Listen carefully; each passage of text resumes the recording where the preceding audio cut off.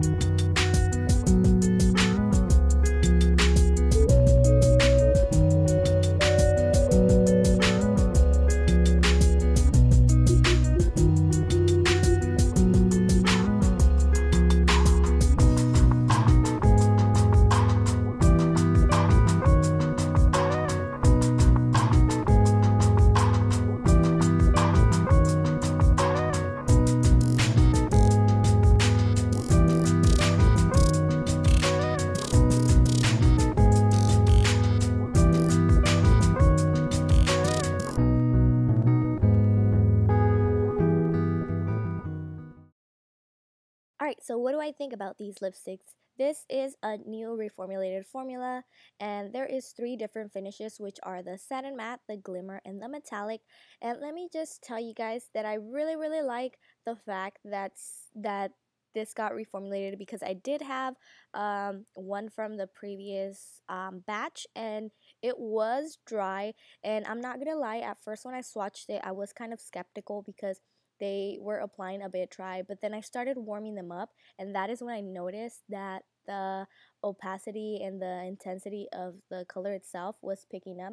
So I recommend you warm these up, just a little swatch on your arm and then apply it directly to the lips. If that is something that you don't want to do, then this is probably not for you, but I really like the fact that there is a huge range of lipsticks for every skin tone, and you guys saw that I am a medium skin tone. I will leave my foundation references down below. I'm going to divide this into three categories, which are the satin matte. So I want to talk a little bit about the satin matte. The satin matte, I feel like, were the most comfortable from this new batch, because I wore a couple to test them out, and I wish I could have taken a before and after picture, but I was wearing Ludwig and Mötorhead and a Go-Go these past days, and I was really impressed with how they held up, and I was eating a lot of greasy foods for the sake of me trying these lipsticks. But that is what I think about the satin matte. Like I said, you do have to warm them up. Don't apply directly to the lips because it will be a little hard to apply. But once you warm it up, I feel like you're good to go. For the glimmers, I used to have a lipstick that was sort of what these lipsticks are, and I personally like them because they add like that cool little specks of glitter onto your lips, but they do feel rough when you apply it. Obviously, for the glitters, if that is something that you don't like, if you have sensitive skin, sensitive lips, then I do suggest that you go swatch these so you guys can know what I'm talking about. But you definitely can feel the glitters gliding onto your lips. Like I said, that doesn't bother me, but if that's something that bothers you, then you might want to go check that out. And last but definitely not least, the metallics. The metallics I did find a little bit easier to glide on as opposed to the glimmer ones. You do have to build this up a little more to get the color that you want. Personally, my favorite one from the metallic ones was Plan 9. But I did notice, and now that I've been playing with it a lot more, you definitely do have to warm these up. Like I said, swatch it on your arm and play around with it so you guys can build this up on your lips. And that is it for the formulas. Now I want to talk about some of the colors. So for the lighter colors, like whiteout, definitely that was not a color for me because I am medium tone, but I will use this to intensify or add a little more dimension to a color. This is meant to be for that too, which was stated on the Kat Von D Beauty Instagram. So I really like, I tried it under a lipstick, and I wish I could have done that on camera, and it does add a little cool effect to it. But if you want to wear it on its own, you definitely do need a lip liner for this. And with the lighter shades too, like there was like a purple shade, which was I think Coven, or Coven, that you do. I feel like I do suggest you use a lip liner. For the nudes or for the lighter ones like Mother and Lovecraft and Bow and Arrow, I feel like those were very comfortable on the lips. And I wore them throughout the day. I wore some throughout the day. Like I wore some of the darker ones and a red one. And they lasted pretty good. They don't budge or move. But I find these very comfortable. I think I mentioned that like probably 3-4 times already. However, if you do want something that stays on your lips longer, then I do strongly suggest the Everlasting Liquid Lipsticks. The reds. If you guys have been here with me for a while, you guys know that I absolutely love my reds, and I'm very happy at the fact that the reds were so easy to apply and they were super pigmented. Now for the deeper reds. If you're a person like me that notices like every little detail and like the undertones of lipsticks, then this is probably something that you might want to take into consideration before buying them.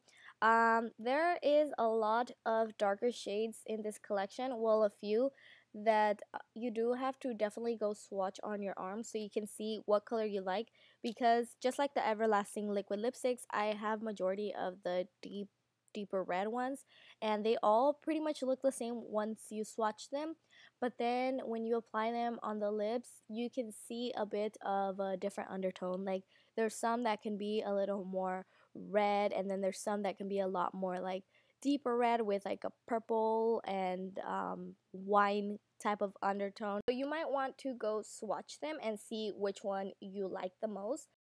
And for the deeper ones, I honestly, I don't know, but my Mötorhead was very, very rich and pigmented. Not, how can you say this? Not patchy. And also Homegirl was another one that I absolutely loved. Like I said, once you warm these up, you get a really nice, rich, pigmented lipstick. It's probably like, I feel like lipsticks always have that layer when they are brand new that you kind of have to wear off so you can actually get to the actual product itself. And obviously, these are all vegan, which is definitely a plus for myself, especially with the reds, because it's really, really hard to find a nice, rich red that is vegan. So that is definitely a plus, and I truly appreciate that Kat is making her line completely vegan. And that is basically it. Let me know what color was your favorite color, and if you're excited to try them, or what do you guys think. But I really hope you guys enjoyed this, and I will see you all next time. Bye, loves.